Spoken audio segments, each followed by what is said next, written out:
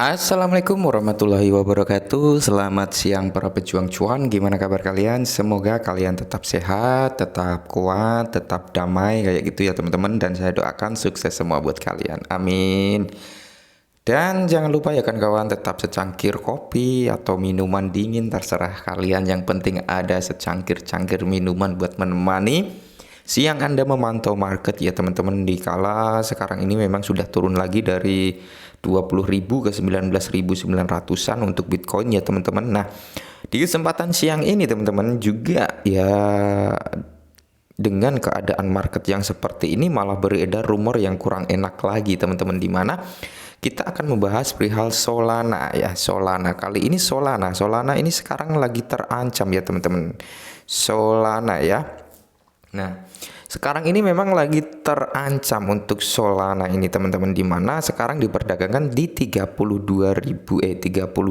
US dollar ya teman-teman. Dan ancaman terhadap Solana ini cukup besar teman-teman ya, cukup ya waspada aja lah, antisipasi aja untuk saat ini. Kenapa?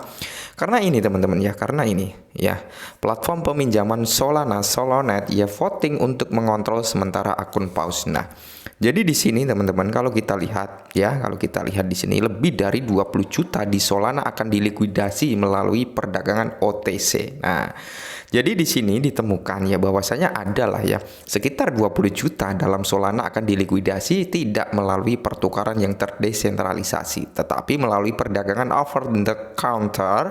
Ini karena fakta di bawah likuidasi on-chain dapat menyebabkan turbulensi di pasar DeFi. Solana untuk mengatasi hal ini, perdagangan akan dilikuidasi melalui OTC. Nah, jadi di sini teman-teman, ada paus itu dilaporkan besar karena memiliki 5,7 Solana ya. 7 juta loh, 5,7 juta Solana teman-teman yang disimpan, dan juga meminjam lebih dari 108 juta dalam stablecoin. Paus memegang lebih dari 95% dari simpanan kumpulan utama dan 88% dari kumpulan pinjaman USDC.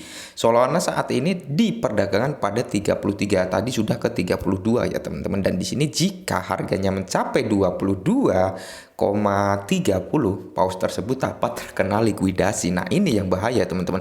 Jika sampai ke 22,30 ya, 22 US dollar, paus tersebut yang mempunyai 55,7 juta Solana ini, dan dia yang memiliki sekitar 108 juta stablecoin yang meminjam tersebut akan terkena likuidasi. Nah, ini yang bahaya. Hal ini dapat menciptakan kekacauan di pasar dan menyebabkan kredit macet dan mempengaruhi jaringan Solana. Nah, jadi di sini kalau kita lihat dari sini teman-teman ya, likuiditas daripada Solana ini ya, likuiditasnya di mana ini USDT ya teman-teman. Solana ini memiliki likuiditas terkumpul yaitu sebanyak 3,9 juta. Jadi 3.969.714 juta USD teman-teman. Nah, jadi pertanyaannya ini kan besar Bang? Iya besar, tapi ketika memang ada suatu paus yang memiliki token Solana sebanyak itu yaitu 5,7 juta tadi, dan pinjaman 108 stablecoin juta, yaitu 108 juta stablecoin, jika terkena likuiditas atau likuidasi, apakah ini akan menutup hal tersebut? Tentunya tidak, yaitu akan memicu orang-orang panik sell juga terhadap Solana. Maka dari itu likuiditas ini saya kira kurang cukup. Dan di sini juga ada lagi selain dari USDT ya, ada USDC teman-teman, di mana USDC sekarang kita tunggu dulu ya, USDC juga 39 ya, 3,9 kalau nggak salah ya. 3,9 ini kumpulan likuiditas. Kalau likuiditas terkumpulnya yaitu 440.000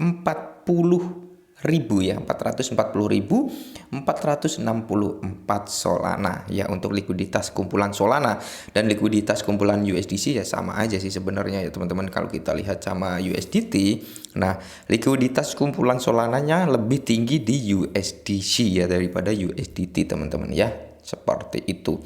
Dan di sini nah, sekarang sudah berturun lagi ya menjadi 14 juta teman-teman. Tadinya naik likuiditas kumpulan USD ya teman-teman, naik ini 14 juta. Tadi 3 juta kan. Sekarang sudah naik lagi ke 14 juta. Aneh ini, cepat sekali naiknya gitu ya. Coba kalau kita cek di sini. Nah, ini tadi kan 3,9 juta untuk USDC ya, teman-teman. Dan untuk likuiditas kumpulan Solananya 440.752. Oke, kalau untuk likuiditas Solananya lebih tinggi di USDC, teman-teman. Kalau kita lihat di USDT ini ya, likuiditas kumpulan ini meningkat tadi 3,9, sekarang 14 jutaan ya, teman-teman ya. Ini turun lagi tuh. Emang lagi error ini. Jadi yang sebenarnya ya ini 3,9, teman-teman. 3,9 juta, hampir ke 4 juta, dan di sini likuiditas kumpulannya 124, berarti besar di USDC seperti itu. Nah, apakah ini cukup untuk membackup ya? Apakah ini cukup untuk membackup? Tidak tentunya, teman-teman. Jika terjadi panic sell seperti itu, tidak cukup untuk membackup semua orang. Nah, jika likuiditas tadi habis, maka orang-orang ini nggak bisa melakukan penarikan atau penjualan ya, seperti itu, karena likuiditas tersebut habis gitu, teman-teman. Sudah habis ya, seperti itu. Jadi nggak bisa ini.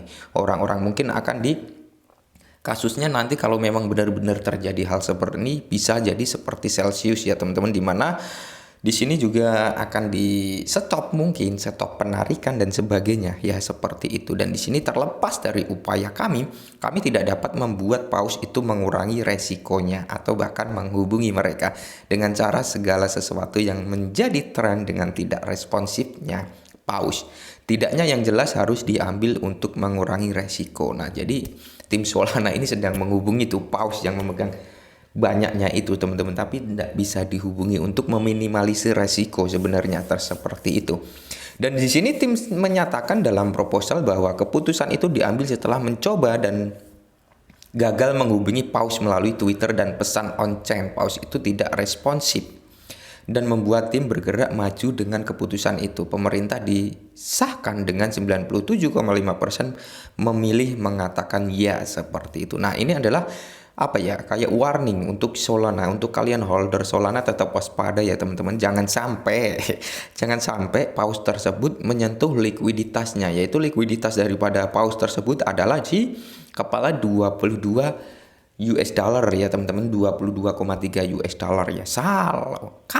Kalau Solana sampai menyentuh di harga tersebut, maka kemungkinan besar ini paus ini aduh kacau sih ya sebenarnya untuk Solana. Tapi tetap Anda apa ya, antisipasi seperti itu, teman-teman ya. Jika gimana ya harapan dari kita sih nggak nyampe ke situ untuk Solana ya. Kalau sampai ini paus muntahkan barang, teman-teman, paus ini muntahkan barang sebanyak 5,7 juta Solana ini, otomatis harga daripada Solana akan terjun bebas juga, teman-teman, akan terjun bebas dia ya, seperti itu. Karena di sini dari paus tersebut juga memiliki 108 juta dalam stable coin gitu ya. Kacau sih. Sebenarnya di sini ya 95% dari simpanan kumpulan utama dari Solana, yaitu 88% dari kumpulan pinjaman USDC dan Solana saat ini diperdagangkan pada 32 ya.